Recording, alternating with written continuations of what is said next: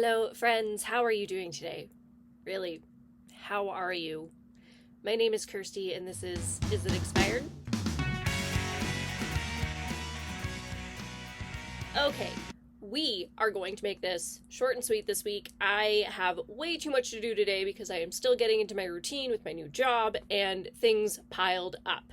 Hopefully, in the future, I can kind of just get a groove down, but I'm not there yet. We're not there, and that's fine. We'll get there. But here is my disclaimer as always, please don't use expired makeup. I know what the potential consequences could be. I am not telling other people to do this. I'm taking the risk for myself. But the reason I'm doing this is I have been collecting, hoarding, whatever you want to call it, makeup for the last 10, 12 years. And so much has gotten neglected, and this is a great way for me to use a random number generator, pick 5 items, use those for the week, test things like the smell, the consistency, the texture, and of course the performance. And if those things have gone off, the items get decluttered. But otherwise, I'm going to give these items a little bit more love than they've received over the last however many years, and it's been a really nice way to rediscover old products and honestly do a little bit of decluttering where I feel good about it because I know the product has gone off, gone bad, is not right anymore. And I have the mentality of if there's nothing wrong with it, I can't get rid of it. That's who I am as a person. So this this project is really helping me understand my products a little bit better and their lives. Obviously, makeup does eventually go bad. Now, I don't necessarily believe that the manufactured expiry dates match the actual expiry. I understand that's for safety purposes, that's for these brands covering their own butts, making sure we're not using those products past that time because things can happen. I get it. But I'm essentially doing the testing here. I am my own guinea pig, and I'm okay with that. Let's go back to last week, see what I used, and I only took a photo of one look. With that being said, I am at the office now, meaning I am getting ready 6 times a week because Monday to Friday, plus either Saturday or Sunday, depending on when I film these videos. So these items are getting a ton of love. 6 days use of love, which is so much more than they've likely gotten in the past, which is a really good way for me to understand if I like the product, if I'm going to use the product, or if it's time to get rid of that dang product. Now, if you were here last week, you will know one of the items had dried out. I'm really sad about it still. Hurt me a little because I was able to use it once and I realized it was a nice product and it would have been so much nicer had I used it fresh, but it is gone, it is decluttered, it is out the door. So let's go to the 4 items that I still had. First of all, I have my Shop Miss AOA Studio Perfect Bronzer Powder in the shade Cold Brew.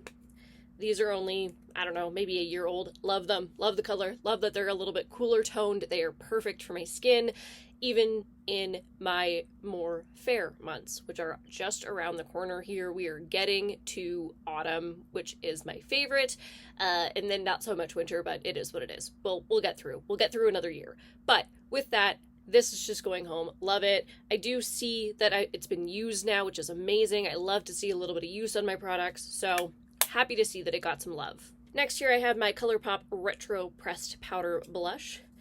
Really, really beautiful, really, really bright. I don't have natural lighting in my room. I am in a basement. I've got a ring light and I've got a camera light, and that's kind of what I'm working with. Now I keep one a little bit cooler and one a little bit warmer to try to get the best idea of what a natural light is going to look like. However, I failed miserably one day last week. I used this and in my lighting it looked, a little bright. You could definitely tell I had blush on, but I didn't think it was insane. Fast forward to me being at work, I'm in the washroom there and I look at my face and luckily I had a very neutral eye and a very neutral lip and I was real bold in the blush. I was very, very red. So lighting makes a huge, huge difference, and it is so incredibly hard to determine what your makeup looks like in studio lights versus natural lights versus fluorescent lights, etc. So things are definitely going to change. This is one I have learned I have to be lighter handed with, especially if I'm leaving the house. If I'm just doing stuff around here, if I'm just taking videos or photos, I can go heavy handed with this. It's a beautiful color. I love the way it looks as a very bold blush. But when I'm out and about, it's a little much. You can go heavy-handed with this, and it's a little too much. And I feel like my brand new coworkers are going to make comments about that. It's fine, moving on. This is only a couple years old, so I'm excited to keep using this, but maybe less? Probably? Yeah. Next year, oh, I guess I could have done these in order, but it's fine. This is my Shop Miss A AOA Studio Pore Filling Primer. Very, very similar to the Smashbox Photo Finish, I think is what it's called. I've had that. It's just been years since I've had it. And honestly, like, look at the price point difference. I think the Smashbox one is like $35 Canadian. Shop Miss A, this was like $2. And I find them incredibly similar. I loved how this felt on my skin. I loved how makeup looked over top of it. So if I had to choose between the two, I'm gonna go with this one all day, every day. It's only about a year old, and it was brand new to me for this project. I had never opened it. It had just been sitting in my drawers for a little bit, and I'm sad about that because I realized I really enjoy this. And you know what? One day, probably next year, I will finish it because I do actually go through primer pretty quick. And the last thing here, since we were down to only 4 items, this is my Makeup Revolution Chocolate and Peaches palette. I have, I don't know, 12 or 14 of these. I have a ton of them, so I never remember which one's which. This is one of my favorites, and I can tell because it's broken. It means it has gotten quite a bit of use over the 5 or 6 years that I've had it, and I do really like it. There are some dents happening in a lot of the colors. I had a lot of fun with this. I will pop the one look that I finally did get a photo of. Again, it was just, in order for me to get up, get ready, something that was maybe a little bit different. Most of my looks were very much the same, very boring, except for my Insane Blush Day. I'm kind of glad I didn't get a photo of that because it was not a good look for me. But this is really pretty. I do really like it. It was great for some nice, neutral, easy peasy looks, and it's gonna go home. I had no issues with it. All right, that's it. That's everything from last week. Let's just scoot right along to this week and what I've got going on today. This week's kind of funny. This is my Urban Decay Stardust Single Shadow in the shade Moonspoon. Now, it's that matte, I don't even know how to explain the packaging. If you know what NARS packaging feels like, it's like that. And the issue is, there is no way to really clean that packaging. I tried baby wipes, I tried makeup wipes, I've tried alcohol. It's still sticky, and it's making me like, I could probably just like hold it. It's so sticky. The thing is, this is probably 10 years old. I definitely got it when I worked at Sephora, and it was untouched. Untouched. In 10 years. I'm so frustrated with myself, but also that's why I'm doing this project, because, hi, how are ya? Nice to meet ya. Sorry that you've been sitting in a drawer for 10 years. Ridiculous. And now it's at the point where, like, I don't even want to grab it because the packaging is sticky, which really has nothing to do with the product in itself. It was fine. It's just a really pretty shimmery black. How many pretty shimmery blacks do I have? Probably a dozen. But it worked for what I wanted it to. I just deepened my outer corner with it. I could use it for a liner. So I'm going to play with it this week and we're going to see. But if I can't get over the way that this packaging has become and it's just sticky and disgusting, I might declutter it just due to that. And knowing that I have a ton of this shade, I know I do. It feels okay, but it's more of like a shiny gray. It's not like a true black by any means. It's fine. It still swatches really nicely. It's just the packaging that's really getting under my skin. If anyone knows how to like clean NARS packaging, can you tell me? Because I feel like I have tried everything, and there are some other products that I have. I do have a ton of NARS stuff too, and it just doesn't clean.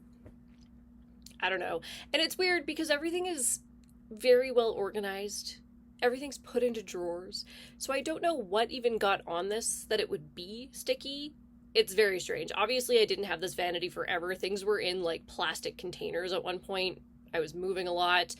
So I don't know if something happened then. Like I said, I've never used this. So who knows when it got sticky, but it is very sticky and it just bothers me. Just the feeling is bothering me so much. I hate touching it so much. Ugh, yucky. I'm gonna go wash my hands. Let's move on. This is my Dior, what are you called? Dior Addict Lip Gloss in the shade 853. Again, 9 or 10 years old.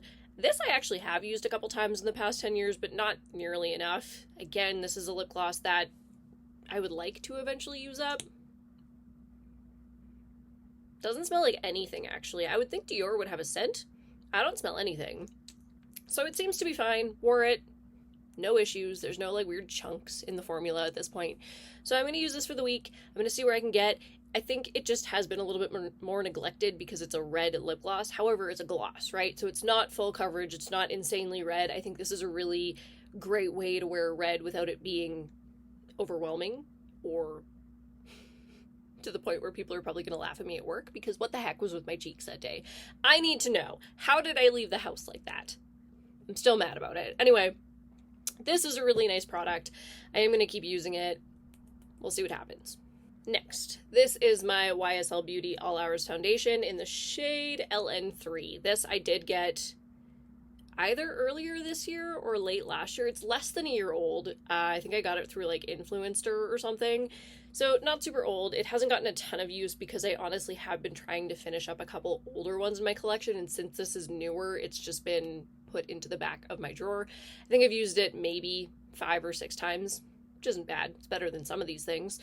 It is a luminous matte foundation. Now, I am not big on matte foundations. It's not for me. But as you can tell, I mixed it with a couple of other things so that I'm not super heavy duty matte. I have dry skin. Matte foundation does not work for me. But I am able to make this work by adding a little bit of highlight in there. And it just gives me a really nice soft glow. So I have found a way to make this work for me. And that's really all that matters. I like it. I think the color match is pretty much spot on. I love that. But I just need to add another product in order for me to like the results. And that's fine. I know how to do that. I know how to mix and match my products so that I'm not just chucking things because they are not for me the way that they are. Because not everything's going to be for me. Not everything's going to be for everyone. That doesn't make sense. We all have different skin. We all have different preferences. And I have enough stuff that I can mix and match in order to use these products the way I need them to work for me, and then use them up, get them out. Next is my Unicorn's Heart Highlight from, who's the actual I Heart Makeup? So it's a subsidiary of Makeup Revolution, the House of Revolution. This is... Does anyone remember this trend, the rainbow highlight trend? I think it's actually coming back. Some people are trying to bring it back, which I think is adorable. I love these. I think they're so cute. And honestly, like I have it on and you wouldn't be like, wow, she's clearly wearing a green highlight. What is that nonsense? No. Most of my colored highlights are subtle color. Yes, if you saw me in person, you'd obviously be able to see a little bit more of this, but it's still not insane. It's not overwhelming. I have no issue wearing this to work for a week because unless you're right up close and personal, you're probably not even going to realize it's a colored highlight. It is what it is. This is probably 6 or 7 years old. It is quite old, but it has gotten a ton of love over the years. I've always really liked this. I've always thought it was adorable, and I love the finished look because it's not insane. Yes. Am I highlighted? Yeah, you can see it. It's great. But it doesn't look like an insane bright color. It's very subtle and it's just nice. It's nice. That's all I have to say about it. I don't know. Let's move on. Last thing here is my She Glam Pitch Pretty palette. I don't think I can say that 3 times fast. That's a lot of alliteration. But the palette in itself is stunning. I'm so mad at myself. I saw the name of it and I was like, I don't actually know what palette that is, but I have used most of my She Glam palettes quite often throughout the 2 years that I've had it. You know what? There's actually an expiry date on here. There is. I gotta give that to She Glam. At least they put it on your product. So if you are someone who wants to pay attention to those to the T, they're here. This is probably about 2 years old though, and it was untouched. Untouched. Look at these colors. Green is like my favorite color to play with because I have hazel eyes and I feel like it just makes them pop. I feel like it's neutral enough that you can pretty much wear it with everything, but it's still a little bit of color and it's still fun. And it was untouched. This is why I'm doing this project. 2 of these 5 items I had never touched before. They just sat in my collection, and I just don't think of them because I've never used them, so I'm not going to be like, I really like that palette. So I'm really, really excited to use this for the week. I think it is stunning, and I do actually like SheGlam's formula. I find it comparable to like ColourPop. It's nice. It's not the most outstanding formulation in the world, but the shimmers are nice. They do give you a little bit of pop. You're not getting duochromes or multi-chromes, but you're getting a nice shimmer. And the mattes blend out really nicely. So for like a $9 palette, yeah, I'm going to love that. I'm going to really enjoy playing with this. The expiry on here, just in case you were wondering, is June 30th, 2025. So technically, I have another 9 months of this before it expires according to SheGlam. Am I going to finish it in 9 months? Not a damn chance. It's not going to happen. But at least I know I'm getting use out of it while it's not technically expired according to the manufacturer. So I know what the formulation is like. I know how it's supposed to work. And that way, come 2-3 years down the road, if I pull it out again, if it's not performing the same way, I know it has gone off. That is impossible for me to do if I'm not using these products ahead of time. Impossible. So I'm a little bit mad about the Urban Decay one because that is so old at this point. Is it expired according to the manufacturer? Abso-freaking-lutely. Yes. But I honestly don't know how it performed 10 years ago. So I don't know if it's different. Today, it seemed fine. My eyes are not watering. I am not itchy. It worked. I don't know what the color was supposed to be like 10 years ago. I don't know what the formulation was supposed to be like. So for what it seems like now, seems fine. But I don't have anything to compare it to. So at least I know this is still good currently. And down the road, if it changes, I will be able to notice that. But that is it. That's all. That's everything. I have way too much I need to do, so I'm going to go out and do that. Like I said, I wouldn't say procrastinating is the right word. It's just getting back into a groove. My schedule has been pushed back by a couple of hours, which is totally taking me out. I was so used to being able to finish work, get a little like power snooze in. We're talking like 15-30 minutes. I'd get my power snooze in, and then I'd get up, I'd go make dinner, I'd go walk my dog, and then I'd start to wind down for the evening. Now, because I'm a couple hours later, yes, I get home, and then I walk the dog, and then by that point, I don't want to even make dinner because it's like 7:30. It's so much later that I have to get myself back into a groove where I can be able to do everything, and I'm not there yet. I'm not. So the chores have gotten behind. The cooking's gotten behind. The only thing that hasn't gotten behind is my time with Flynn, because that's the one thing I make sure I come home and do is take him for 45 minutes or an hour or whatever, and then just kind of hang out with him, because he misses me, and I miss him. The other thing I want to say is, I missed it, but it was this girl's birthday on the 27th, and I just want to wish her a happy birthday, happy heavenly birthday. I miss her every single day, so happy birthday to my girl. And with that, I will see you next time.